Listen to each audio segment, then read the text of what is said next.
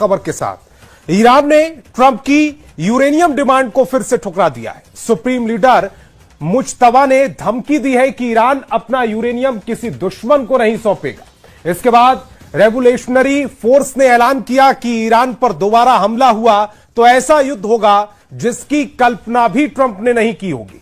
इधर इजराइल ने ट्रंप से सेकंड राउंड युद्ध शुरू करने की परमिशन मांगी। नेतन्याहू ने ट्रंप से 1 घंटे तक फोन पर बातचीत की है। स्पेशल रिपोर्ट देखिए।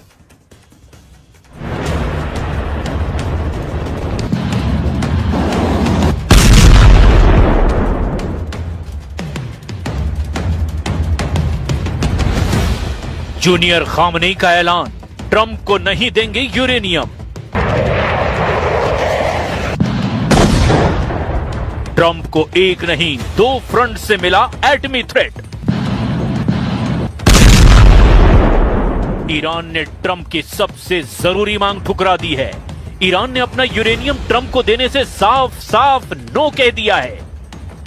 दूसरी तरफ पुतिन ने ट्रंप को एटमी हथियारों का थ्रिलर दिखा दिया है।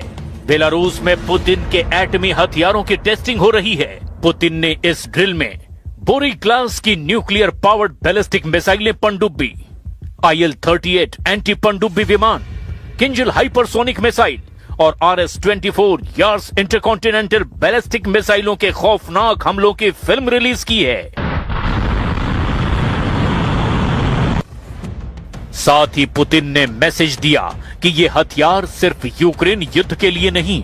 क्रेमलिन प्रवक्ता दिमित्री पेस्कोव ने भी अब साफ बता दिया कि ये सिग्नल पुतिन की वार्निंग को अनदेखा करने वाले सभी दुश्मनों के लिए है। वो यूरोप के हैं, अमेरिका के हैं या फिर खाड़ी देशों के हैं। पुतिन ने खाड़ी युद्ध का रिमोट अपने हाथ में ले लिया है। उनके साथ इस मिशन में शी जिनपिंग फुल फोर्स में लग गए हैं। रूस और चीन ने ट्रंप को ईरान डील जल्द फाइनल करने की सलाह दी है।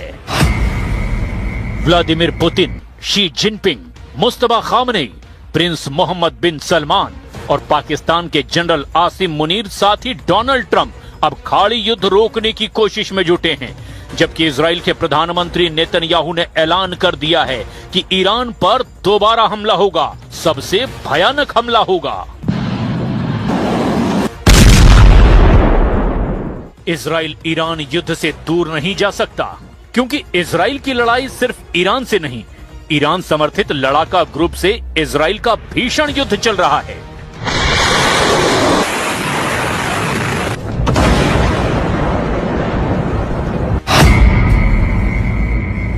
इसीलिए लेबनान में इजराइल ने हमला बंद नहीं किया है। गाजा पर इजराइल की भीषण बमबारी जारी है। यमन के हूथी लड़ाकों से इजराइल की जोरदार टक्कर चल रही है। इराक में ईरान आए दिन एयर स्ट्राइक कर रहा है। हॉर्मुज स्ट्रेट के डेडलॉक ने ईरान पर इजराइल के दोबारा हमले की वजह दे रखी है। इसीलिए ईरान पर हमले की गारंटी खुद नेतन्याहू ने दी है। ये गारंटी ट्रंप को बताकर दी गई है।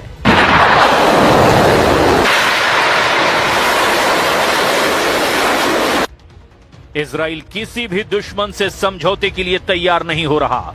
ट्रंप के लाख मनाने पर भी नेतन्याहू ये कह रहे हैं कि ईरान पर तो हमला होगा ही। ट्रंप नेतन्याहू के बीच 1 घंटे चली लंबी बातचीत जिस अंदाज में खत्म हुई, उसने ईरान ही नहीं पूरे अरब वर्ल्ड में खलबली मचा दी है। युद्ध बार बार नहीं होते हैं, युद्ध बार बार नहीं होते हैं। नेतन्याहू के इसी डायलॉग ने ट्रंप का मूड खराब कर दिया है, जिससे ये भी क्लियर हो गया है कि अमेरिका ईरान ने अगर एटमी डील फाइनल कर भी ली, तब भी युद्ध नहीं रुकने वाला। इजराइल ये युद्ध जारी रखेगा। इजराइल सभी दुश्मनों से अकेले लड़ेगा। इजराइल ईरान में तख्ता पलट तक लड़ेगा। इजराइल ईरान के एटमी प्रोग्राम की बर्बादी तक बारूद बरसाएगा, क्योंकि ये युद्ध इजराइल की मर्जी से चल रहा है। ये युद्ध नेतन्याहू की फुल प्रूफ प्लानिंग का नतीजा है, जिसे वो तब तक जारी रखेगा जब तक सारे मिशन कंप्लीट ना हो जाएं।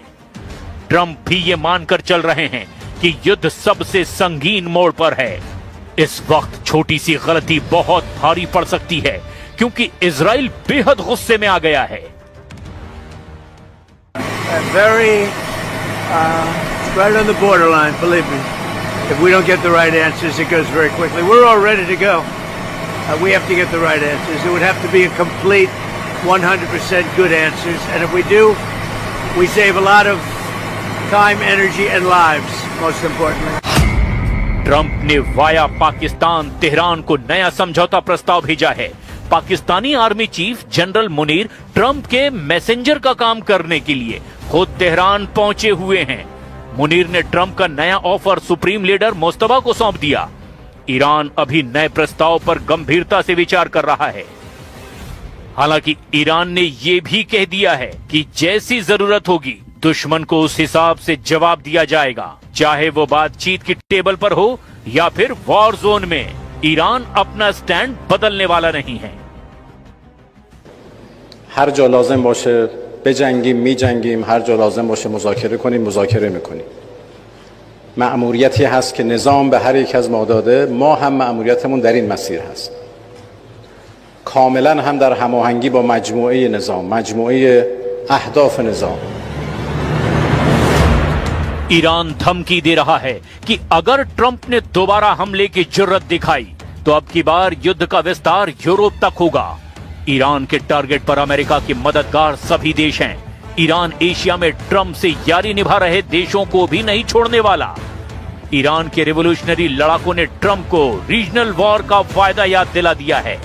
یادآوری شکست‌ها که پی در پی دشمن آمریکایی صهیونی هشدار داده اگر تجاوز به ایران تکرار شود جنگ منطقه‌ای که وعده داده شده بود این بار به فراتر از منطقه کشیده خواهد شد و ضربات کوبنده ما در ईरान ने अपनी मिसाइलों की रेंज बढ़ा ली है। ईरान ने नए ड्रोन बना लिए हैं। CNN ने अमेरिकी खुफिया सूत्रों के हवाले से बताया कि ईरान अपनी सैन्य क्षमताओं को फिर से बनाने पे जोर शोर से जुटा हुआ है। 8 अप्रैल को अमेरिका और इजराइल के साथ सीज फायर लागू होने के बाद के हफ्तों में ईरान ने ड्रोन का प्रोडक्शन शुरू कर दिया है। रिपोर्ट के मुताबिक जिस तेजी और बड़े पैमाने पर ईरान ने अपनी ड्रोन और मिसाइल पावर को बढ़ाया है उससे ईरान लंबे समय तक युद्ध में टिका रह सकता है। रिपोर्ट में कहा गया है कि ईरान के ड्रोन मिशन को रूस और चीन से मदद मिल रही है। रूस, चीन, ईरान का ये गठजोड़ ट्रंप को दूसरे राउंड के युद्ध में जोरदार झटका देने की तैयारी कर चुका है।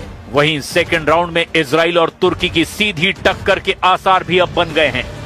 तुर्की को गाजा में सहायता पहुंचा रहे एक्टिविस्ट समूह से बदसलूकी बर्दाश्त नहीं हो रही। गाजा में 430 इंटरनेशनल एक्टिविस्ट को इजराइल ने डिपोर्ट करना शुरू कर दिया है। तुर्की इसी बात से भड़का हुआ है क्योंकि इन कार्यकर्ताओं में 80 से ज्यादा नागरिक तुर्की के हैं। तुर्की ने गाजा फ्लोटीला के कार्यकर्ताओं को वापस लाने के लिए इजराइल में चार्टर्ड फ्लाइट भेजने का ऐलान किया। तुर्की ने यह कदम इजराइल के राष्ट्रीय सुरक्षा मंत्री इतामार बेन ग्विर के उस वीडियो को देखने के बाद उठाया जिसमें कथित तौर पर वो कार्यकर्ताओं से बदसलूकी करते देखे गए। तुर्की के राष्ट्रपति एर्दोआन ने गाजा फ्लोटीला पर इजराइल के एक्शन को डकैती और गुंडागर्दी कहा है। Faşist bir zihniyet tarafından yönetildiğine bugün bir kez daha şahit olduk. Gazze'ye insani yardım götüren küresel Sumut filosuna İsrail güçleri tarafından hem de uluslararası sularda तुर्की हर फ्रंट पर इजराइल के मामलों में दखल दे रहा है। एर्दोआन ने नेतन्याहू को तुर्की का सबसे बड़ा दुश्मन बता रखा है। वो इजराइल से टकराने के लिए सही मौके का इंतजार कर रहे हैं। ये मौका जल्द मिल सकता है क्योंकि इजराइल ट्रंप को मुस्तफा से डील फाइनल करने से रोकने के लिए मनाने में जुटा है। नेतन्याहू ने ट्रंप को साफ साफ कह दिया है कि ईरान से किसी भी तरह का समझौता बड़ी भूल साबित होगी। इजराइल को तो ईरान से डील करवा रहे पाकिस्तान पर रत्ती भर का भी भरोसा नहीं है। C14 न्यूज इजराइल के मुताबिक पाकिस्तान आर्थिक संकट का सामना कर रहा है क्योंकि उस पर $100 अरब का विदेशी कर्ज है। ऐसे में तेहरान और इस्लामाबाद के बीच एक सहमति बनी है। इसके तहत पाकिस्तान ईरान को अमेरिका से फायदेमंद समझौता करवाने में मदद करेगा। इसके बदले में ईरान प्रतिबंधों में राहत और समझौते के बाद मिलने वाली भारी भरकम रकम का एक हिस्सा पाकिस्तान को कर्ज से निपटने के लिए देगा।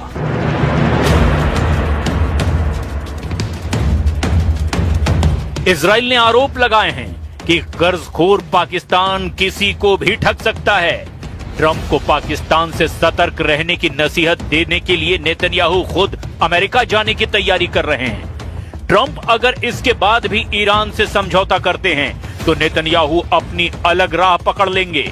वो राह युद्ध की है, जिससे तेहरान में तख्ता पलट मुमकिन हो सके, जिससे ईरान के एटमी खतरे को खत्म किया जा सके। मतलब इजराइल को दोबारा ईरान पर हमला बहुत भारी पड़ सकता है, खासकर तब जब अमेरिका उसके साथ नहीं होगा।